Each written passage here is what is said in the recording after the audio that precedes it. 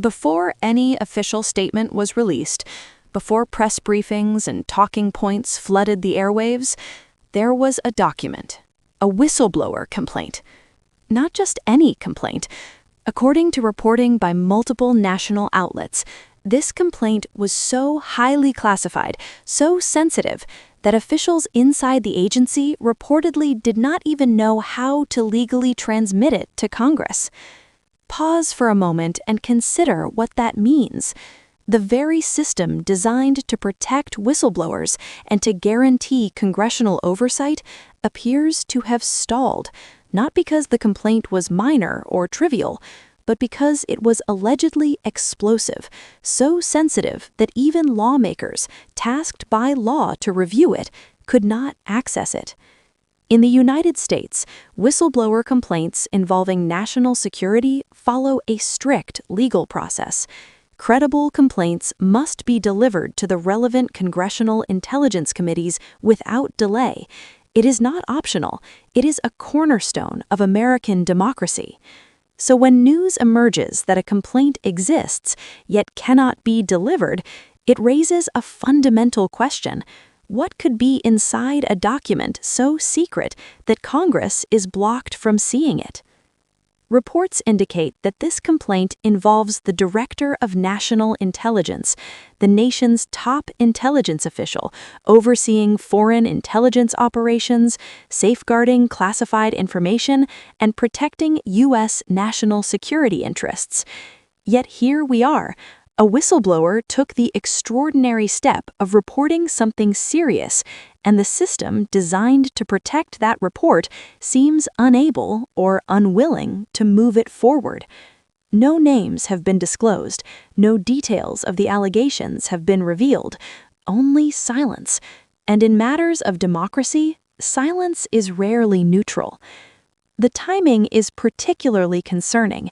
This complaint comes at a moment when federal oversight is already under intense scrutiny, covering elections, law enforcement actions, and the deployment of executive power.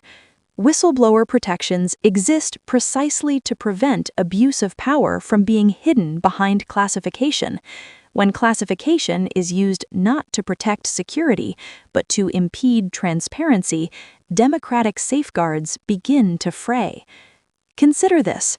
An official within the highest levels of the government determined the matter was serious enough to risk their career, yet the complaint has reportedly stalled, unable to reach the people legally mandated to review it. This situation raises important questions. Why has the complaint not been delivered? Who decided that Congress should not see it? What mechanisms within the agency are causing this delay? Now, imagine if this scenario had occurred under a different administration. Would the media response be muted?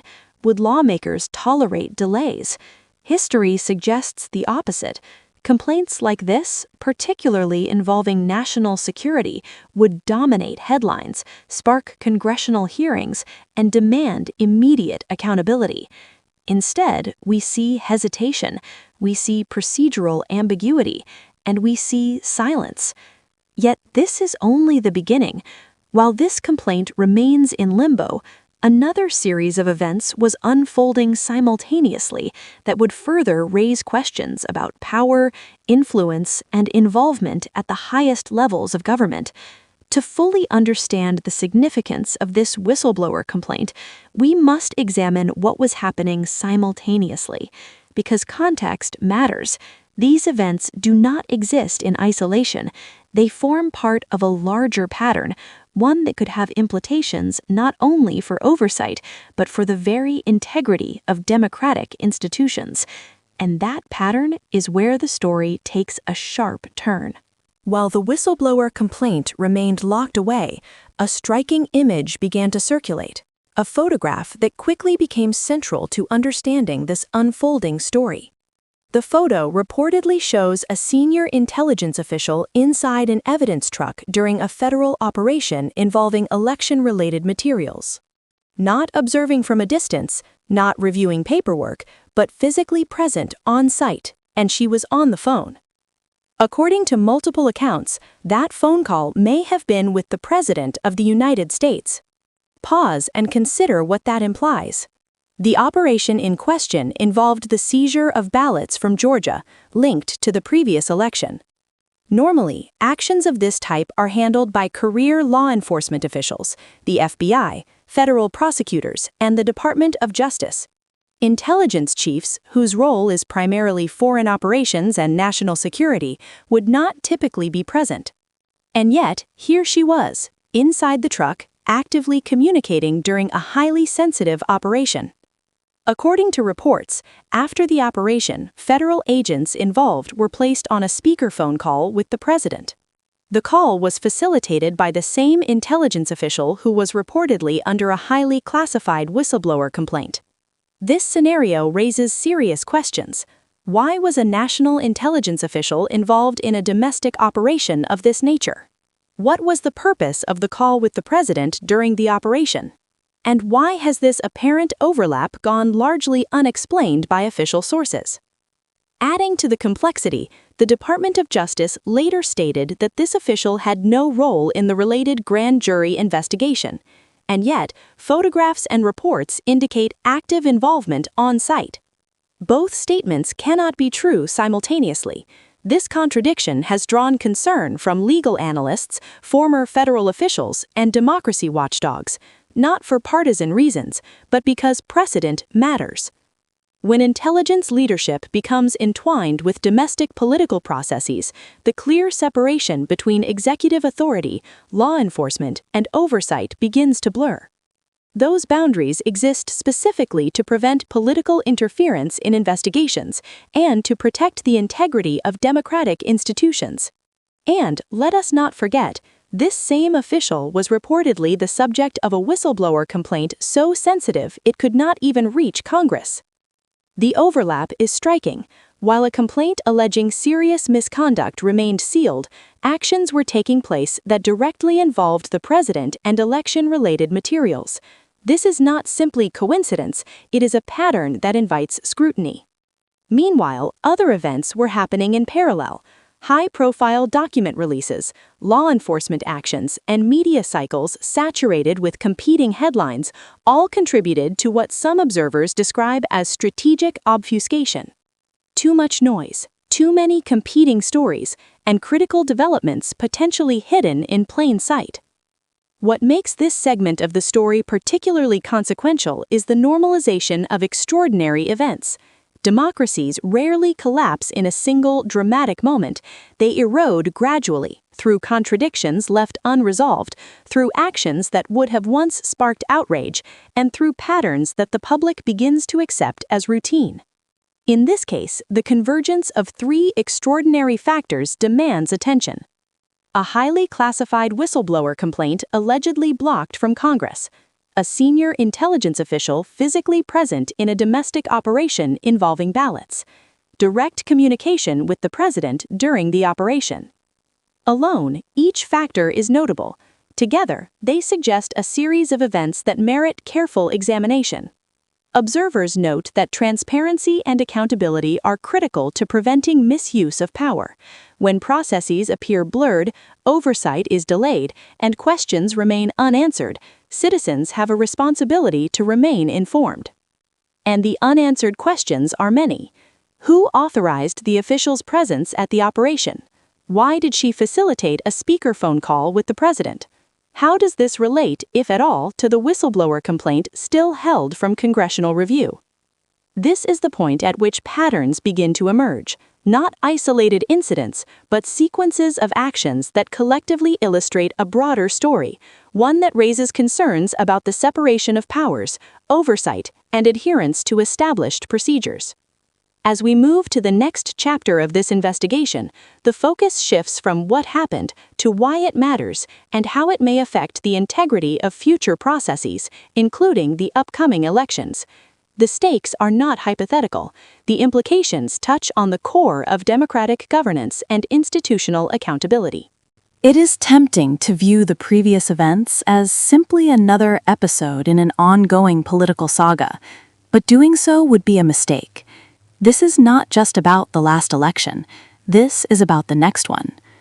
When federal power is used to access election materials outside of standard channels, when intelligence officials appear involved in domestic processes, and when whistleblower complaints alleging serious misconduct are blocked from reaching Congress, a pattern emerges, a pattern that signals erosion of institutional norms.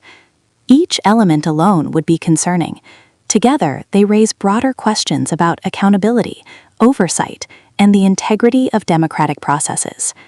Election systems in the United States rely on more than laws. They depend on trust, norms, and restraint. When executive actions repeatedly challenge election outcomes, seek direct access to ballots, or blur institutional boundaries, those norms begin to fracture. And once fractured, the system becomes vulnerable, not immediately, but gradually, through the acceptance of extraordinary measures as normal. Experts note that the combination of classified whistleblower complaints, intelligence officials involved in domestic operations, and direct presidential engagement represents a convergence that is both unusual and potentially precedent-setting. Consider the stakes. When oversight mechanisms are bypassed, when processes designed to protect citizens' trust are circumvented, and when extraordinary access is normalized, it becomes increasingly difficult to separate lawful authority from political influence. This is why democracy-focused organizations have sounded alarms, not for partisan reasons, but because patterns like these can hollow out democratic norms from within. The whistleblower complaint that initiated this series of events remains sealed, its contents undisclosed. Congress, the very body charged with oversight, reportedly has not received it. The questions this raises are fundamental. What information is being withheld and why? Who within the system determined that Congress should not see it? How can citizens ensure accountability when critical information is withheld? Meanwhile, the series of events involving election materials, the presence of high-ranking intelligence officials, and communication with the president illustrates how extraordinary circumstances can emerge in ways that challenge conventional expectations of governance. It is not an accusation, it is a set of observed patterns that highlight a tension between legal frameworks and actual practice, between transparency and secrecy, between procedural norms and extraordinary measures. Democracy does not collapse overnight. It erodes incrementally, through deviations from process, through unchecked authority, and through patterns left unexamined. These patterns, if allowed to continue unchecked, may influence not only public trust, but the integrity of future electoral processes. The implications go beyond one administration or one election cycle. They speak to the resilience of institutions, the independence of oversight bodies, and the protections afforded to whistleblowers. And while much of the public may be distracted by daily headlines or high-profile media events, the underlying questions remain. Sequences of actions, contradictions in official statements, and blocked oversight mechanisms demand scrutiny. Citizens and policymakers alike must consider the broader significance. Not merely the events of the moment, but what they reveal about the system itself, about accountability, about transparency, about trust. Until these questions are addressed, the story is far from complete. The whistleblower complaint, the unusual presence of intelligence officials, and the broader operational actions together form a narrative that requires ongoing observation, analysis, and discussion. Because in a functioning democracy, secrecy must be justified, processes must be respected, and power must always remain accountable. When these principles are strained, it is the public's responsibility to stay informed and vigilant. The stakes are clear. The integrity of democratic institutions, the separation of powers, and the future of electoral processes all hinge on the answers to these unresolved questions. This is not just a story about the past. It is a warning about the importance of oversight, the potential consequences of blurred boundaries, and the critical need for accountability in preserving the foundations of American democracy.